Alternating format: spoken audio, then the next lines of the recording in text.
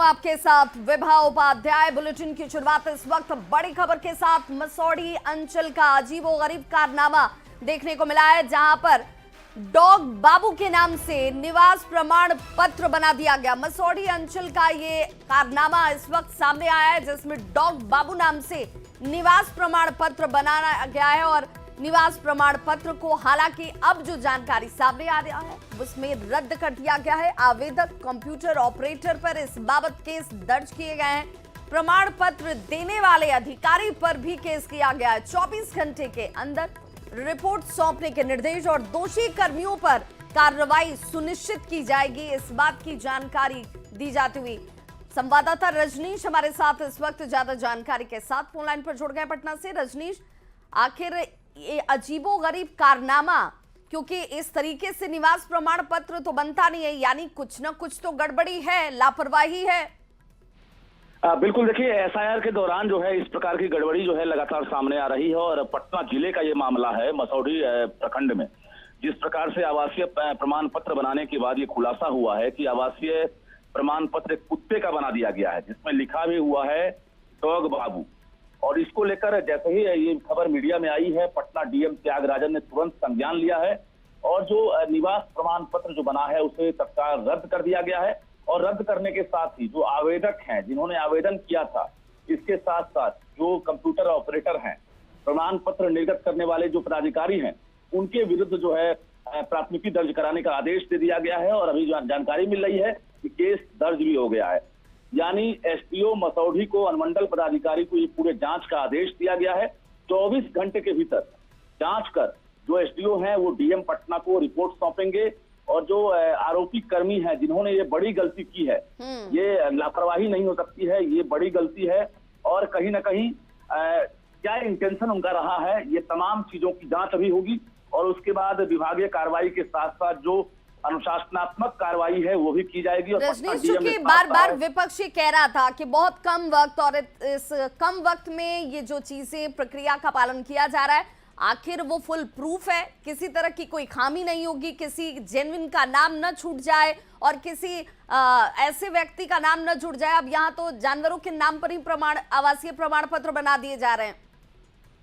बिल्कुल, सवाल तो उठेगा ही, क्योंकि जिस प्रकार से जो आरटीपीएस काउंटर है वहां पर जो जिम्मा दिया गया है कर्मियों को, हर आवेदन की स्क्रूटनी होती है, उसके बाद प्रमाण पत्र निर्गत होता है। लेकिन यहाँ पर 3 स्टेप में गलती हुई है। सबसे पहला स्टेप, जो आवेदन करने वाले जो आवेदक हैं उनका इंटेंशन क्या रहा था, आखिर उन्होंने अपना प्रमाण पत्र छोड़कर एक कुत्ते की तस्वीर कैसे उसमें अटैच कर दी, आवासीय फॉर्म में उन्होंने नाम में डॉग बाबू क्यों लिखा। इसके बाद जो है जिस प्रकार से जो अधिकारी हैं जिन्होंने निर्गत किया है, उन अधिकारियों की ये गलती कैसी हो गई कि उन्होंने बिना क्रॉस चेक किए हुए कुत्ते की तस्वीर लगे हुए प्रमाण पत्र को सर्टिफाई करते हुए और सर्टिफिकेट इश्यू कर दिया। तो एक बड़ी लापरवाही और खबर दिखाई जाने के बाद न्यूज 18 की खबर का एक बड़ा असर हुआ है। पटना जिलाधिकारी त्यागराजन ने साफ कहा है कि बख्शे नहीं जाएंगे और आज शाम तक हो सकता है कि एफआईआर के बाद गिरफ्तारी भी हो जाए, क्योंकि ये मामला राष्ट्रीय स्तर का हो गया है और पूरे देश भर में जो बिहार में एफआईआर चल रहा है उस पर नजर है, चाहे वो सुप्रीम कोर्ट की नजर हो, निर्वाचन आयोग की नजर हो, चुनाव आयोग की नजर हो, बिहार सरकार की हो या केंद्र सरकार की हो, सभी की निगाहें टिकी हुई है और ऐसी लापरवाही करने वाले बख्शे नहीं जाएंगे, पटना डीएम का कहना है। जी बिल्कुल, और सीधे तौर पर चूंकि रजनीश आप भी कह रहे हैं कि एक स्तर पर तो काम हो नहीं रहा है, 3 स्तर है जहां पर ये क्रॉस चेक हो सकता था। पहले स्तर पर चलिए मान लीजिए वहां पर खामी हुई, गलती हुई, लेकिन दूसरे स्तर पर वो पकड़ा जाना चाहिए था, वहां पर भी दिखा कि नहीं भाई वो वैसे ही उसी तरीके से आगे बढ़ा दिया गया। और तीसरे स्तर पर जहां पर फाइनल इसे स्क्रूटनी किया जाना था, वहां पर भी उसे जस के तस छोड़ दिया गया। बिल्कुल, देखिए नाम से लेकर पिता का नाम, एड्रेस, सभी कुछ में एक आपत्तिजनक शब्द का इस्तेमाल किया गया है, क्योंकि इससे पहले इतिहास रहा है कि आवासीय प्रमाण पत्र जब निर्गत होता है तो 3 लेयर क्रॉस चेकिंग किया जाता है और यहाँ पर डॉग बाबू नाम है आवेदक का, पिता का नाम कुत्ता बाबू है और इसके साथ साथ कुत्ते की तस्वीर भी लगी हुई है। तो निश्चित रूप से ये आरोप नहीं है, बल्कि जो अधिकारी हैं, कर्मचारी हैं, आवेदक हैं, वो दोषी पाए जा रहे हैं और इसके खिलाफ पटना जिलाधिकारी के साथ साथ जिला प्रशासन ने पूरी तरह से एक्शन लेने का प्लान कर लिया है। आज शाम तक गिरफ्तारी भी हो सकती है, क्योंकि ये मामला गंभीर है। और बता दें बिल्कुल, आपको और कि आगे 24 गलती घंटे हो। के अंदर ये रिपोर्ट सामने होगी। कार्रवाई वाली गाज भी गिरेगी इन तमाम स्तरों पर, जिन जिन के स्तर से ये खामी जो है वो देखने को मिली है या लापरवाही कह लीजिए, लेकिन दोषी कर्मियों पर कार्रवाई जरूर होगी, इसे सीधे तौर पर सुनिश्चित कर दिया गया है। बहुत बहुत शुक्रिया रजनीश तमाम जानकारी के लिए।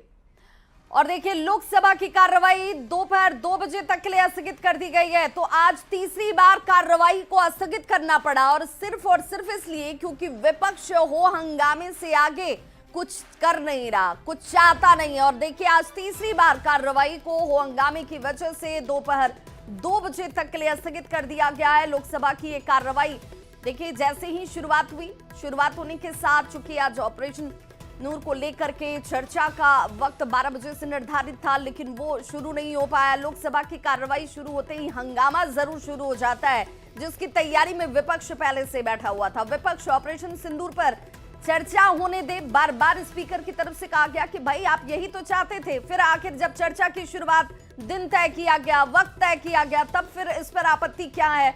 लोकसभा की कार्रवाई को इसी हो हंगामे की वजह से एक बार फिर से स्थगित कर दिया गया है। दोपहर 2 बजे तक लोकसभा की कार्यवाही जो है वो तीसरी बार स्थगित की गई है। लोकसभा की इस कार्रवाई की शुरुआत हो हंगामे के साथ, और देखिए तीसरी बार जब स्थगित किया गया तब भी हालात में जरा भी परिवर्तन नहीं हुआ। विपक्ष हो हंगामा ही करता रहा। तस्वीरें इस वक्त आपके टीवी स्क्रीन पर भी हैं, जहां पर देखिए जैसे ही लोकसभा की कार्रवाई की शुरुआत होती है, सबसे बड़ा सवाल ये कि विपक्ष बार बार ऑपरेशन सिंदूर जब से हुआ था तब से लगातार ये कह रहा था कि संसद के दोनों ही सदनों पर इस पर चर्चा होनी चाहिए, इसके लिए वक्त निर्धारित होना चाहिए, सरकार को यहाँ पर जो एक्सप्लेनेशन रखनी चाहिए, अपनी बातों को रखना चाहिए, विपक्ष की बातों को सुनना चाहिए। जब आज इसके लिए वक्त तय किया गया था, तब विपक्ष के इस हो हंगामे का मतलब क्या है? क्या आप सिर्फ और सिर्फ हंगामे वाली सियासत करना चाहते हैं? क्या सिर्फ आपकी मंशा हो हंगामा करके सदन को स्थगित करवा देने की है क्या? ये सवाल इस वक्त उठने शुरू हो गए हैं, क्योंकि एक बार फिर से दोपहर 2 बजे तक के लिए लोकसभा की कार्रवाई को स्थगित कर दिया गया है। स्पीकर ने बार बार कहा कि भाई ऑपरेशन सिंदूर पर चर्चा होने दीजिए।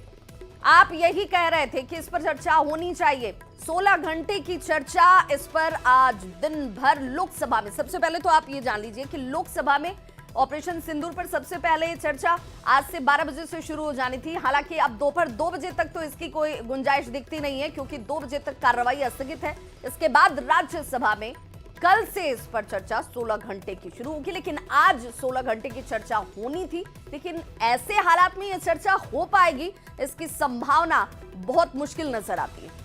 चलाने नहीं दिया।